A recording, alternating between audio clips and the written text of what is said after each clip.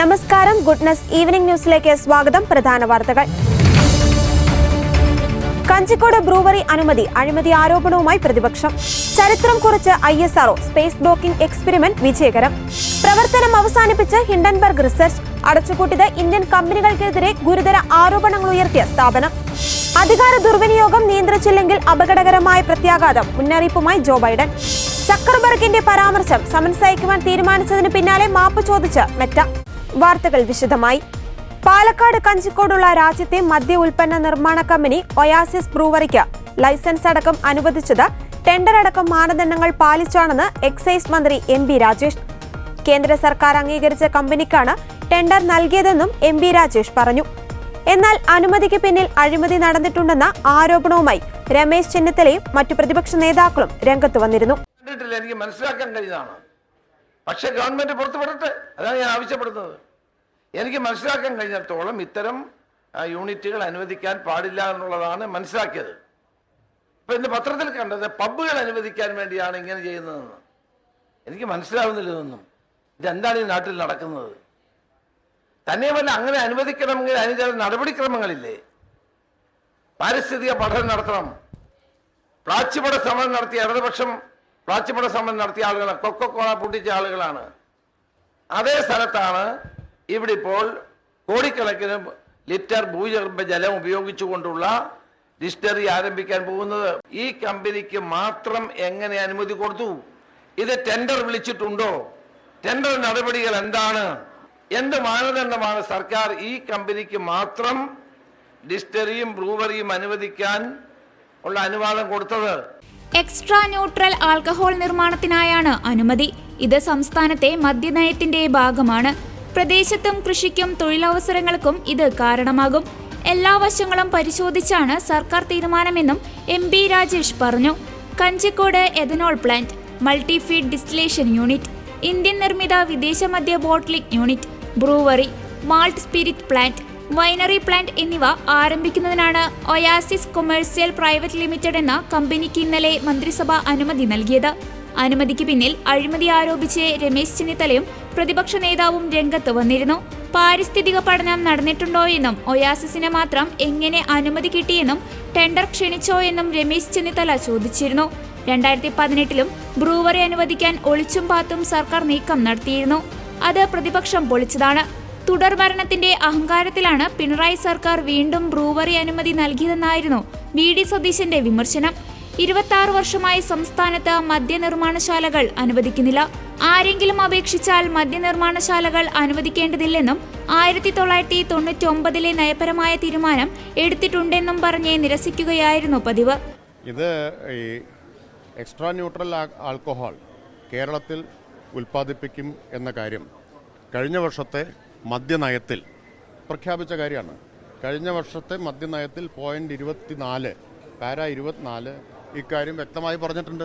ആ നയത്തിനനുസരിച്ച് നടപടിയിലേക്കാണ് സർക്കാർ കടന്നിട്ടുള്ളത്. മധ്യപ്രദേശ്, ഹരിയാന, അതുപോലെ രാജസ്ഥാൻ ഇവിടെയൊക്കെ കഴിഞ്ഞ എത്രയോ വർഷമായിട്ട് 10-20 വർഷമായി ഈ പ്രവൃത്തിയിൽ ഏർപ്പെട്ടിട്ടുള്ള വളരെ വലിയ അനുഭവ സമ്പത്തുള്ള ഒരു സ്ഥാപനം അപേക്ഷിച്ചു.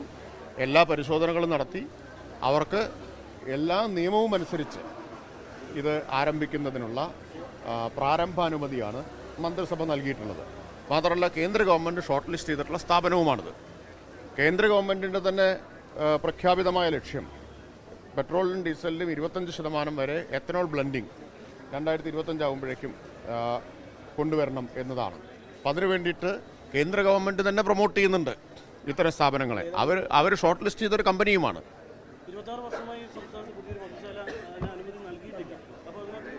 ഇത് എക്സ്ട്രാ ന്യൂട്രൽ ആൽക്കഹോൾ ഉൽപ്പാദിപ്പിക്കുന്നതിനാണ്. സർക്കാർ ഈ കാര്യം നേരത്തെ പറഞ്ഞല്ലോ, 600 കോടി രൂപ പദ്ധതി വരികയാണ്. അത്രയും പേർക്ക് അവിടെ ജോലി കിട്ടും. അത് കാർഷികോൽപ്പന്നങ്ങൾക്ക് വലിയ വില വർദ്ധിപ്പിക്കാൻ ഇടയാക്കും, വില കിട്ടാനിടയാക്കും. ഇത്തരം താല്പര്യങ്ങളെല്ലാം പരിഗണിച്ചിട്ടാണ് ചെയ്തിട്ടുള്ളത്. ബാക്കി ആയിക്കോട്ടെ, ബാക്കി ആരോപണം റെയിൻ വാട്ടർ ഹാർവെസ്റ്റിംഗ് ഉൾപ്പെടെ ഈ പ്രോജക്റ്റിന്റെ ഭാഗമായിട്ടുണ്ട്. റെയിൻ വാട്ടർ ഹാർവെസ്റ്റിംഗ് ഉൾപ്പെടെ ഈ പ്രോജക്റ്റിന്റെ ഭാഗമായിട്ടുണ്ട്. ബാക്കി അവർ കേരള വാട്ടർ അതോറിറ്റിയായിട്ട് സംസാരിച്ചിട്ടുമുണ്ട്. അപ്പം അത്തരം കാര്യങ്ങളിലെല്ലാം വ്യക്തതയുണ്ട്. എക്സൈസ് കമ്മീഷണർ ഇക്കാര്യങ്ങളെല്ലാം വിശദമായി പരിശോധിച്ചിട്ടുള്ളതാണ്. എല്ലാ നിയമവും അനുസരിച്ച് മാത്രമേ അവർക്ക് ആരംഭിക്കാൻ പറ്റൂ. അത് പ്രത്യേകം തന്നെ പറഞ്ഞിട്ടുണ്ട്, നിലവിലുള്ള എല്ലാ നിയമങ്ങളും അനുസരിച്ച് എന്നതാണ്. ബഹിരാകാശ പേടകങ്ങളെ ഭൂമിയുടെ ഭ്രമണപഥത്തിൽ വെച്ച് കൂട്ടിയോജിപ്പിക്കുന്ന സ്പേസ് ഡോക്കിംഗ് എക്സ്പെരിമെന്റ് വിജയകരമായി പൂർത്തിയാക്കി ISRO. ഇന്ന് രാവിലെയാണ് സ്പേസ് ഡെക്സ് ദൗത്യത്തിലെ ചേസർ ടാർഗറ്റ് ഉപഗ്രഹങ്ങൾ ബഹിരാകാശത്ത് കൈകൊടുത്ത് ഒന്നായി മാറിയത്. വിക്ഷേപണത്തിന് ശേഷമുള്ള 4ാം പരിശ്രമത്തിലാണ് ഉപഗ്രഹങ്ങൾ ബഹിരാകാശത്ത് വെച്ച് കൂട്ടിച്ചേർക്കുവാൻ ISROയ്ക്ക് ആയത്. ഇന്ത്യയുടെ സ്വന്തം ബഹിരാകാശ നിലയമായ ഭാരതീയ അന്തരീക്ഷ സ്റ്റേഷൻ അടക്കമുള്ള പദ്ധതികൾക്ക് ഇസ്രോയ്ക്ക് അനിവാര്യമായ സാങ്കേതിക വിദ്യയാണ് സ്പേസ് ഡോക്കിംഗ്. ശ്രീഹരിക്കോട്ടയിലെ സതീഷ് ധവാൻ ബഹിരാകാശ കേന്ദ്രത്തിൽ നിന്ന് 2024 ഡിസംബർ 30-നാണ് PSLV C-60 ലോഞ്ച് വെഹിക്കിളിൽ 2 സ്പേഡെക്സ് സാറ്റലൈറ്റുകൾ ISRO വിക്ഷേപിച്ചത്. SDX-01 ചേസർ, SDX-02 ടാർഗറ്റ് എന്നിങ്ങനെയായിരുന്നു ഈ ഉപഗ്രഹങ്ങളുടെ പേരുകൾ. ജനുവരി 6-ന് ഇവയുടെ ഡോക്കിംഗ് പരീക്ഷണം നടത്താനായിരുന്നു ഇസ്രോ ആദ്യം നിശ്ചയിച്ചിരുന്നത്. എന്നാൽ സാങ്കേതിക കാരണങ്ങളാൽ ഈ ശ്രമം 9-ാം തീയതിയിലേക്ക് നീട്ടിവെച്ചു. 9-ാം തീയതി ചേസർ ടാർഗറ്റ് ഉപഗ്രഹങ്ങൾ തമ്മിലുള്ള അകലം 500 മീറ്ററിൽ നിന്ന് 225 മീറ്ററിലേക്ക് കുറച്ചു കൊണ്ടുവരുന്നതിനിടെ വീണ്ടും സാങ്കേതിക പ്രശ്നം നേരിട്ടതിനാൽ ഡോക്കിംഗ് പരീക്ഷണം രണ്ടാമതും നീട്ടുന്നതിനായി ഇസ്രോ അറിയിക്കുകയായിരുന്നു. പിന്നീട് ISRO ഏറെ കരുതലോടെയാണ് ഡോക്കിങ്ങിനായുള്ള 3ാം ശ്രമം ആരംഭിച്ചത്. 11-ാം തീയതിയിലെ 3ാം പരിശ്രമത്തിൽ 500 മീറ്ററിൽ നിന്ന് 230 മീറ്ററിലേക്കും 105 മീറ്ററിലേക്കും 15 മീറ്ററിലേക്കും 3 മീറ്ററിലേക്കും ഇസ്രോ അനായാസം ഉപഗ്രഹങ്ങളെ കൊണ്ടുവന്നു. എന്നാൽ ഇതൊരു ട്രയൽ മാത്രമായിരുന്നു എന്ന അറിയിപ്പ് പിന്നാലെ ISROയുടെ ഭാഗത്തു നിന്നെത്തി. ഉപഗ്രഹങ്ങളെ വീണ്ടും സുരക്ഷിതമായ അകലത്തിലേക്ക് മാറ്റുകയും ചെയ്തു. വിവരങ്ങൾ പഠിച്ച ശേഷമേ അടുത്ത നീക്കമുണ്ടാകൂ എന്ന അറിയിപ്പ് വന്നതോടെ ആകാംക്ഷ ഇരട്ടിച്ചു. ഒടുവിൽ കാത്തിരിപ്പ് അവസാനിപ്പിച്ച് ഇന്ന് രാവിലെ സ്പേഡെക്സ് സ്പേസ് ഡോക്കിംഗ് പരീക്ഷണം വിജയത്തിലെത്തിയതായുള്ള അഭിമാന വാർത്ത പുറത്തുവരികയായിരുന്നു. EP ജയരാജന്റെ ആത്മകഥാ വിവാദത്തിൽ DC ബുക്സ് പബ്ലിക്കേഷൻസ് വിഭാഗം മേധാവി AV ശ്രീകുമാറിന്റെ അറസ്റ്റ് രേഖപ്പെടുത്തി. ശേഷം ജാമ്യത്തിൽ വിട്ടു. 2 ആൾ ജാമ്യത്തിലും അന്വേഷണത്തോട് സഹകരിക്കണമെന്ന നിബന്ധനയിലുമാണ് ശ്രീകുമാറിനെ അറസ്റ്റ് ചെയ്ത് ജാമ്യത്തിൽ വിട്ടത്. ഹൈക്കോടതി ശ്രീകുമാറിനെ നേരത്തെ മുൻകൂർ ജാമ്യം നൽകിയിരുന്നു. നേരത്തെ ശ്രീകുമാറിന്റെ ജാമ്യ ഹർജി പരിഗണിക്കുന്നതിനിടെ DC ബുക്സിനെതിരെ ഹൈക്കോടതി രൂക്ഷ വിമർശനം ഉന്നയിച്ചിരുന്നു. എഴുത്തുകാരന്റെ അനുമതിയല്ലാതെയല്ലേ ആത്മകഥയുടെ തലക്കെട്ട് തയ്യാറാക്കിയതെന്നും പുസ്തകം പ്രസിദ്ധീകരിക്കുന്നതിന് നൽകിയതെന്നും ഹൈക്കോടതി ചോദിച്ചിരുന്നു. എഴുത്തുകാരനെ മാനസികമായി ബുദ്ധിമുട്ടിക്കാനാണ് ആത്മകഥ പ്രസിദ്ധീകരിച്ചതെന്നും എഴുത്തുകാരനെ അപമാനിക്കാനാണ് ഇങ്ങനെയൊക്കെ ചെയ്യുന്നതെന്നും ഹൈക്കോടതി പറഞ്ഞിരുന്നു. പുസ്തകത്തിന്റെ ഉള്ളടക്കം പുറത്തുവിട്ട DC ബുക്സിന്റെ നടപടി ശരിയാണോ? ഉപതെരഞ്ഞെടുപ്പിന്റെ തൊട്ടുമുന്നിൽ നിൽക്കുമ്പോൾ ഇങ്ങനെ ചെയ്തതെന്തിനെ? പ്രസിദ്ധീകരിക്കാൻ അനുമതി നൽകാതെ എങ്ങനെ പുസ്തകം പുറത്തുവിടാനാകും? എഴുത്തുകാരനെ അപമാനിച്ചുവെന്നത് വസ്തുതയാണെന്നും ഹൈക്കോടതി വിമർശിച്ചിരുന്നു. കട്ടൻ ചായയും പരിപ്പുവടയും എന്ന പേരിലാണ് DC ബുക്സ് EP ജയരാജന്റെ ആത്മകഥയുടേതെന്ന പേരിൽ കവർ ചിത്രം പുറത്തുവിട്ടത്. വയനാട് ചേലക്കര ഉപതെരഞ്ഞെടുപ്പ് നടക്കുന്ന ദിവസമായിരുന്നു സംഭവം. ആത്മകഥയുടെ ഭാഗം എന്ന നിലയിൽ പുറത്തുവന്ന PDF-ൽ CPM-നെതിരെയും 2ാം പിണറായി സർക്കാരിനെതിരെയും രൂക്ഷ വിമർശനമാണ് ഉണ്ടായിരുന്നത്. 2ാം പിണറായി സർക്കാർ ദുർബലമാണെന്ന വാദവും EP ഉയർത്തിയതായി PDF-നെ ഉദ്ധരിച്ച് വാർത്തകൾ വന്നിരുന്നു. ഇതുകൂടാതെ പാലക്കാട്ടെ LDF സ്വതന്ത്ര സ്ഥാനാർത്ഥി P സരിനെതിരെയും ജയരാജൻ വിമർശനം ഉന്നയിച്ചതായി ആത്മകഥയുടേതായി പുറത്തുവന്ന PDF ചൂണ്ടിക്കാട്ടി ആക്ഷേപമുയർന്നു. സ്ഥാനമാനങ്ങൾ പ്രതീക്ഷിച്ചു വരുന്നവർ വയ്യാവേലിയാണെന്നും PV അൻവർ പോലും ഇത്തരം പ്രതീകമായിരുന്നുവെന്നും പുസ്തകത്തിൽ പരാമർശമുണ്ടെന്ന സൂചനകളും പുറത്തുവന്നു. ഇതിന് പിന്നാലെ ആരോപണങ്ങളെ പൂർണ്ണമായും തള്ളുന്ന നിലപാടാണ് EP ജയരാജൻ സ്വീകരിച്ചത്. തന്റെ ആത്മകഥയിലേത് എന്ന് പറഞ്ഞ് പ്രചരിച്ച വാർത്തകൾ അടിസ്ഥാനരഹിതമാണെന്നായിരുന്നു EP പറഞ്ഞത്. പുറത്തു വന്നത് വ്യാജ വാർത്തകളാണെന്നും കവർ ചിത്രം പോലും തയ്യാറാക്കിയിട്ടില്ലെന്നും അദ്ദേഹം വ്യക്തമാക്കിയിരുന്നു. ലൈംഗിക അധിക്ഷേപ കേസിൽ റിമാൻഡിലിരിക്കെ ബോബി ചെമ്മണ്ണൂരിന് ജയിലിൽ VIP പരിഗണന നൽകിയെന്ന ആരോപണത്തിൽ ഉന്നതതല അന്വേഷണം തുടങ്ങി. ജയിൽ ആസ്ഥാനത്തെ DIG കാക്കനാട് ജില്ലാ ജയിലിൽ നേരിട്ടെത്തി. ബോബി ചെമ്മണ്ണൂരിനെതിരായ കേസിൽ പഴുതടച്ച കുറ്റപത്രം എത്രയും വേഗത്തിൽ നൽകുവാനുള്ള നീക്കത്തിലാണ് പോലീസ്. ബോബി ചെമ്മണ്ണൂരിനെ ജയിലിൽ VIP പരിഗണന നൽകിയെന്ന വിവാദത്തിൽ മുഖ്യമന്ത്രിയുടെ ഇടപെടലിനെ തുടർന്നാണ് അടിയന്തര അന്വേഷണത്തിന് ജയിൽ വകുപ്പ് തുടക്കം കുറിച്ചത്. ജയിൽ DGPയുടെ നിർദ്ദേശപ്രകാരം തിരുവനന്തപുരം ജയിൽ ആസ്ഥാനത്തെ DIG വിനോദ് കുമാർ രാവിലെ 10:30 കാക്കനാട് ജില്ലാ ജയിലിലെത്തി. മധ്യമേഖല DIG അജയ് കുമാർ ബോബി ചെമ്മണ്ണൂരിനെ ജയിലിൽ നേരിട്ടെത്തി കണ്ടെന്നും കൂടെ ബോബി ചെമ്മണ്ണൂരിന്റെ സഹായികളായ 3 പേർ ഉണ്ടായിരുന്നുവെന്നുമാണ് ആരോപണം.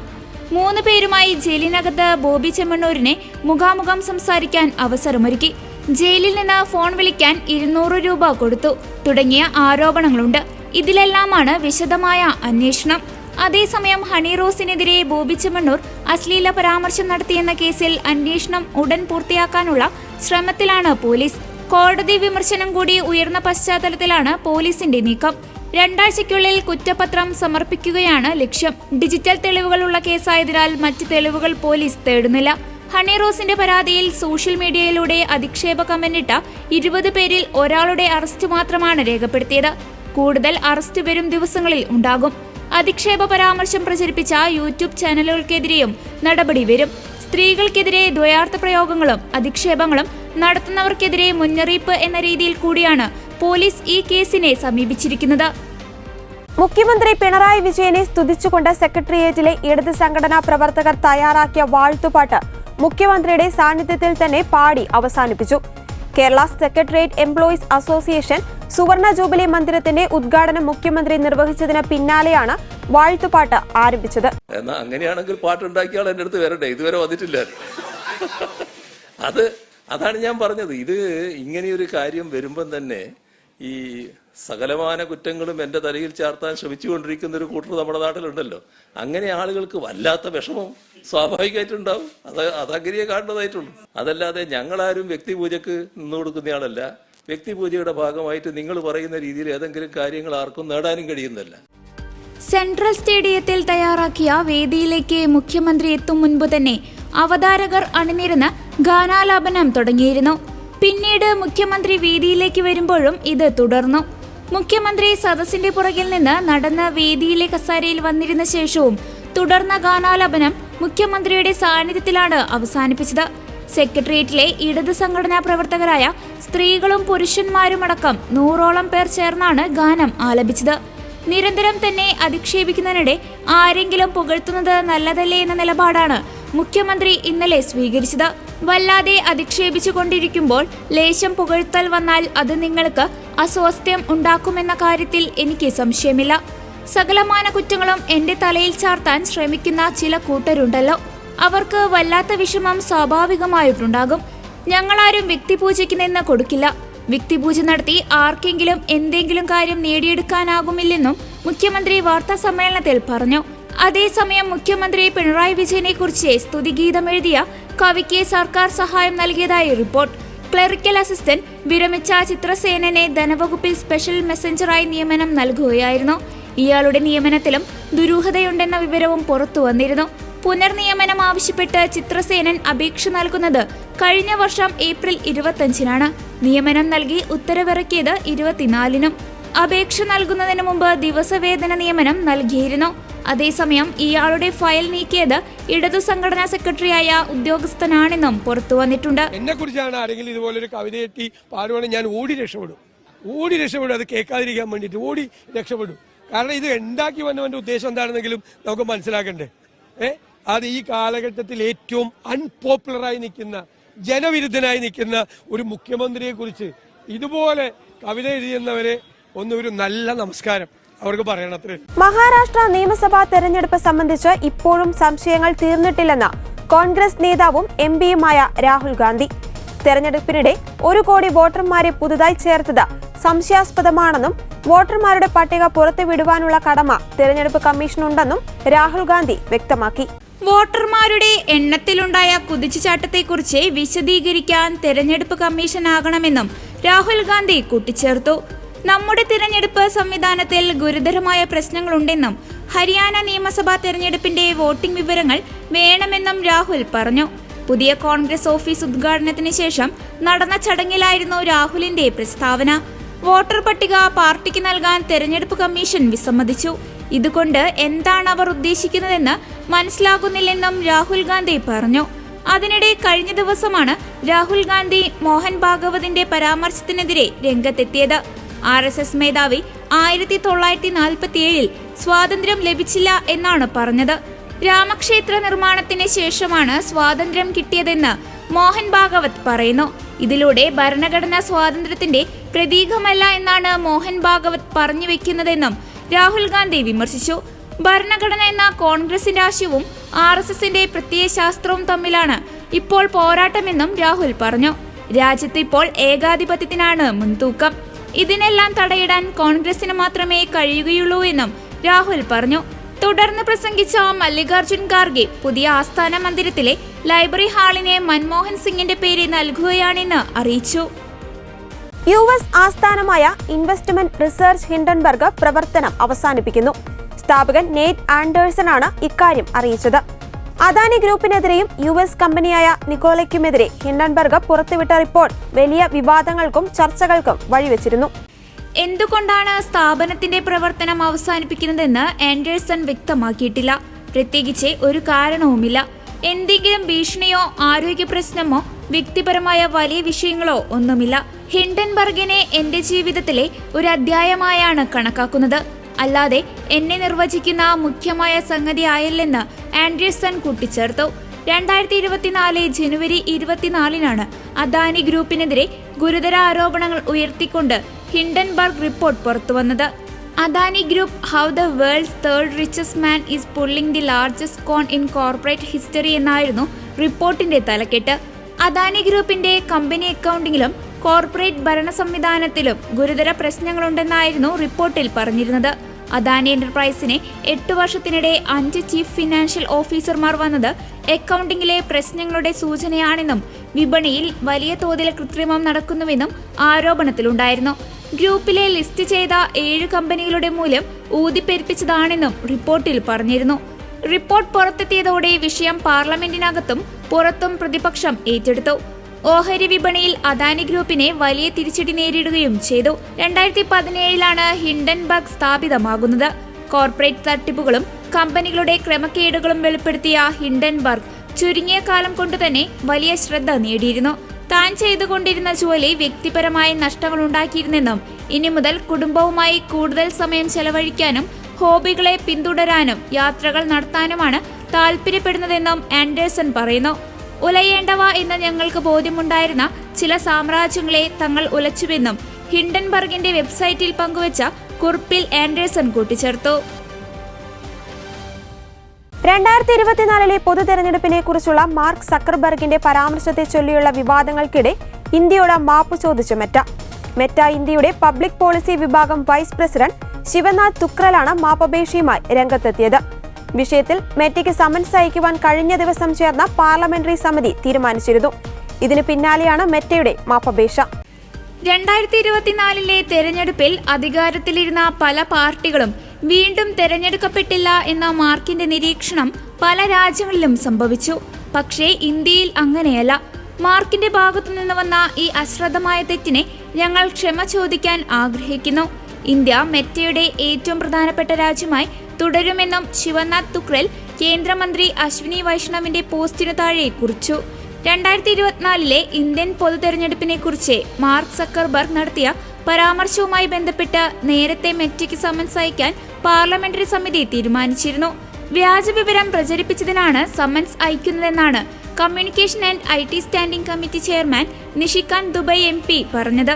കോവിഡ് മഹാമാരി ലോകരാജ്യങ്ങളിൽ നിലവിൽ ഭരണത്തിലിരിക്കുന്ന സർക്കാരുകളുടെ വിശ്വസ്തത ഇല്ലാതാക്കിയെന്നും ഇന്ത്യയുൾപ്പെടെയുള്ള രാജ്യങ്ങളിൽ ഭരണകക്ഷി കനത്ത പരാജയം ഏറ്റുവാങ്ങിയെന്നും ജനുവരി 10 പ്രക്ഷേപണം ചെയ്ത പോഡ്കാസ്റ്റിലായിരുന്നു സക്കർബർഗ് നടത്തിയത്.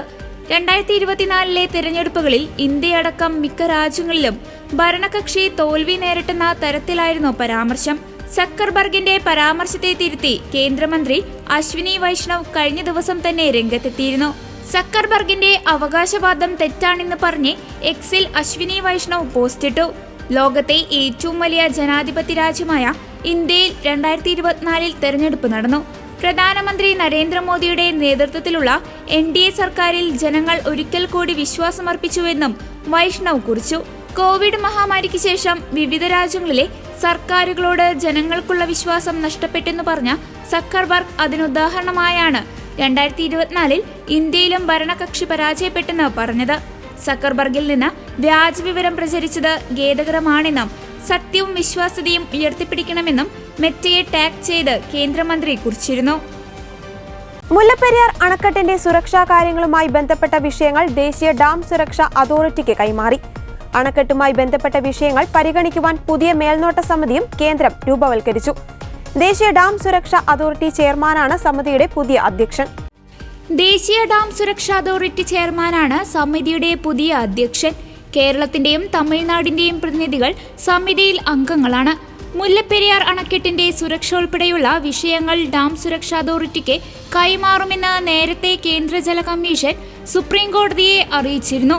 ഇതിന്റെ അടിസ്ഥാനത്തിലാണ് ഡാം സുരക്ഷാ അതോറിറ്റിക്ക് മുല്ലപ്പെരിയാർ അണക്കെട്ടിന്റെ സുരക്ഷാ കാര്യങ്ങൾ കൈമാറിക്കൊണ്ടുള്ള ഉത്തരവ് കേന്ദ്ര ജലശക്തി മന്ത്രാലയം പുറത്തിറക്കിയിരിക്കുന്നത്. നിലവിലുണ്ടായിരുന്ന മുല്ലപ്പെരിയാർ മേൽനോട്ട സമിതി പിരിച്ചുവിടുകയും പുതിയ മേൽനോട്ട സമിതിക്ക് രൂപം കൊടുക്കുകയും ചെയ്തു. നേരത്തെ മേൽനോട്ട സമിതിയുടെ അധ്യക്ഷൻ ജല കമ്മീഷന്റെ ചെയർമാൻ ആയിരുന്നു. ദേശീയ ഡാം സേഫ്റ്റി അതോറിറ്റിയുടെ ചെയർമാനായിരിക്കും പുതിയ മേൽനോട്ട സമിതിയുടെ അധ്യക്ഷനെന്നും കേന്ദ്ര ജലശക്തി മന്ത്രാലയം ഉത്തരവിൽ പറയുന്നു. മേൽനോട്ട സമിതിയിൽ 7 അംഗങ്ങളുണ്ടായിരിക്കും. ഇതിൽ കേരളത്തിൽ നിന്നും തമിഴ്നാട്ടിൽ നിന്നുമുള്ള അഡീഷണൽ ചീഫ് സെക്രട്ടറിമാരും തമിഴ്നാട്ടിലെ കാവേരി സെല്ലിന്റെ ചെയർമാനും കേരളത്തിന്റെ ഇറിഗേഷൻ വകുപ്പ് ചെയർമാനും അംഗമായിരിക്കും. ബാംഗ്ലൂരുവിലെ ഇന്ത്യൻ ഇൻസ്റ്റിറ്റ്യൂട്ട് ഓഫ് സയൻസിലെ സെന്റർ ഫോർ എക്സലൻസിലെ ഒരു അംഗത്തിനെയും മേൽനോട്ട സമിതിയിൽ ഉൾപ്പെടുത്തിയിട്ടുണ്ട്. മുല്ലപ്പെരിയാർ അണക്കെട്ടിന്റെ സുരക്ഷാ കാര്യങ്ങൾ കൂടി കണക്കിലെടുത്താണ് 2021 പാർലമെന്റ് പാസാക്കിയ ഡാം സുരക്ഷാ നിയമത്തിന്റെ അടിസ്ഥാനത്തിൽ രൂപവൽക്കരിക്കപ്പെട്ട ദേശീയ ഡാം സുരക്ഷാ അതോറിറ്റിക്ക് ഇപ്പോൾ അണക്കെട്ടുമായി ബന്ധപ്പെട്ട എല്ലാ കാര്യങ്ങളും കൈമാറിയിരിക്കുന്നത്. സുപ്രീം കോടതിയിൽ കേരളം പലതവണ ആവശ്യപ്പെട്ട കാര്യമായിരുന്നു ഇത്. അമേരിക്കയുടെ 47ാമത് പ്രസിഡന്റായി ഡൊണാൾഡ് ട്രംപ് അധികാരമേൽക്കാനിരിക്കെ രാജ്യത്ത് വരാൻ പോകുന്നത് അപകടകരമായ അധികാര കേന്ദ്രീകരണമാണെന്ന് മുന്നറിയിപ്പ് നൽകി പ്രസിഡന്റ് ജോ ബൈഡൻ. ബുധനാഴ്ച നടന്ന യാത്രയയപ്പ് ചടങ്ങിൽ നടത്തിയ പ്രസംഗത്തിൽ സംസാരിക്കുകയായിരുന്നു അദ്ദേഹം. അമേരിക്കയിലെ അതിസമ്പന്നരായ ഏതാനും ആളുകളുടെ കൈകളിലേക്ക് അപകടകരമായ വിധത്തിൽ അധികാരം കേന്ദ്രീകരിക്കുകയാണെന്ന് ബൈഡൻ ചൂണ്ടിക്കാട്ടി. അവരുടെ അധികാര ദുർവിനിയോഗം നിയന്ത്രിക്കപ്പെട്ടില്ലെങ്കിൽ അപകടകരമായ പ്രത്യാഘാതങ്ങളുണ്ടാകുമെന്ന് ബൈഡൻ പറഞ്ഞു. അമേരിക്കയുടെ അടിസ്ഥാന ആശയം എല്ലാവർക്കും തുല്യനീതിയും അവസരങ്ങളുമാണെന്നും വിടവാങ്ങൽ പ്രസംഗത്തിൽ ബൈഡൻ വ്യക്തമാക്കി. ജനാധിപത്യ സ്ഥാപനങ്ങൾ ശക്തിപ്പെടുത്തണമെന്നും അദ്ദേഹം കൂട്ടിച്ചേർത്തു. ഭാവിയിൽ നിയുക്ത അമേരിക്കൻ പ്രസിഡന്റ് ഡൊണാൾഡ് ട്രംപിന്റെ കീഴിൽ സമ്പന്നരുടെ ഭീഷണിക്കെതിരെയും AI-യുടെ തെറ്റായ വിവരങ്ങൾക്കെതിരെയും ജാഗ്രത പാലിക്കണമെന്നും ബൈഡൻ മുന്നറിയിപ്പ് നൽകി. അതിസമ്പന്നരുടെ പ്രഭുവർഗം രാജ്യത്ത് വേരുറപ്പിക്കുകയാണെന്നും അമേരിക്കക്കാരുടെ അവകാശങ്ങളെയും ജനാധിപത്യത്തിന്റെ ഭാവിയെയും അപകടത്തിലാക്കുന്ന ടെക് ഇൻഡസ്ട്രിയൽ കോംപ്ലക്സ് ആണ് അതെന്നും ജോ ബൈഡൻ അഭിപ്രായപ്പെട്ടു.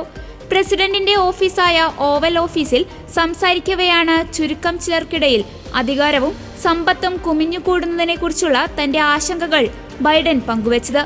അമേരിക്കയുടെ 34ാമത് പ്രസിഡന്റായിരുന്ന ഡേവിഡ് ഐസൻഹോവർ 1961 വിരമിക്കവേ മിലിറ്ററി ഇൻഡസ്ട്രിയൽ കോംപ്ലക്സിനെ കുറിച്ച് നൽകിയ മുന്നറിയിപ്പുകളെ പറ്റിയും ജോ ബൈഡൻ പരാമർശിച്ചു. നമ്മുടെ രാജ്യത്തിന് അപകടങ്ങൾ സൃഷ്ടിച്ചേക്കാവുന്ന ഒരു ടെക് ഇൻഡസ്ട്രിയൽ കോംപ്ലക്സിന്റെ ഉയർച്ചയെക്കുറിച്ച് എനിക്ക് ആശങ്കയുണ്ട്. രാജ്യത്തെ അഭിസംബോധന ചെയ്യവേ അദ്ദേഹം പറഞ്ഞു. സ്പേസ് എക്സ്, ടെസ്ല എന്നിവയുടെ മേധാവിയായ ഇലോൺ മസ്ക് അടക്കമുള്ള ലോകത്തിലെ ഏറ്റവും ധനികരായ ചില വ്യക്തികളും ടെക് വ്യവസായ പ്രമുഖരും ഡൊണാൾഡ് ട്രംപിനെ പിന്തുണച്ചിരുന്നു. തെരഞ്ഞെടുപ്പിൽ ട്രംപിനെ തെരഞ്ഞെടുക്കാനായി ഇലോൺ മസ്ക് $100 മില്യൺ ചെലവഴിച്ചുവെന്നാണ് റിപ്പോർട്ടുകൾ. തിങ്കളാഴ്ചയാണ് അമേരിക്കൻ പ്രസിഡന്റായി ട്രംപ് സത്യപ്രതിജ്ഞ ചെയ്യുക. My fellow Americans, I'm speaking to you tonight from the Oval Office. Before I begin, let me speak to important news from earlier today. After 8 months of nonstop negotiation, my administration, a ceasefire and a hostage deal has been reached by Israel and Hamas, the elements of which I laid out in great detail in May of this year. This plan was developed and negotiated by my team and will be largely implemented by the incoming administration. That's why I told my team to keep the incoming administration fully informed, because that's how it should be, working together as Americans. This will be my final address to you from the American people from the Oval Office, from this desk as president. And I've been thinking a lot about who we are and maybe more importantly, who we should be. Long ago in New York Harbor, an iron worker installed beam after beam, day after day. He was joined by steel workers, stonemasons, engineers. They built not just a single structure, but a beacon of freedom. The very idea of America was so big, we felt the entire world needed to see. The Statue of Liberty, a gift from France after our Civil War. Like the very idea of America, it was built not by one person, but by many people, from every background and from around the world. Like America, the Statue of Liberty is not standing still. Her foot literally steps forward atop a broken chain of human bondage. She's on the march, and she literally moves. She was built to sway back and forth to withstand the fury of stormy weather, to stand the test of time because storms are always coming. She sways a few inches, but she never falls into the current below. An engineering marvel. The Statue of Liberty is also an enduring symbol of the soul of our nation. A soul shaped by forces that bring us together and by forces that pull us apart. And yet, through good times and tough times, we've withstood it all. A nation of pioneers and explorers, of dreamers and doers, of ancestors native to this land, of ancestors who came by force, a nation of immigrants who came to build a better life, a nation holding the torch of the most powerful idea ever in the history of the world, that all of us are created equal, that all of us deserve to be treated with dignity, justice, and fairness, that democracy must defend and be defined and be imposed, moved in every way possible. Our rights, our freedoms, our dreams. But we know the idea of America, our institution, our people, our values that uphold it are constantly being tested. Ongoing debates about power and the exercise of power. But whether we lead by the example of our power or the power of our example, whether we show the courage to stand up to the abuse of power or we yield to it. After 50 years at the center of all of this, I know that believing in the idea of America means respecting the institutions that govern a free society, the presidency, the Congress, the courts. ഇതോടെ goodness evening news ഇവിടെ പൂർണ്ണമാകുന്നു. കൂടുതൽ വാർത്താ അപ്ഡേറ്റുകൾക്കായി goodness news channel സന്ദർശിക്കുക. നന്ദി.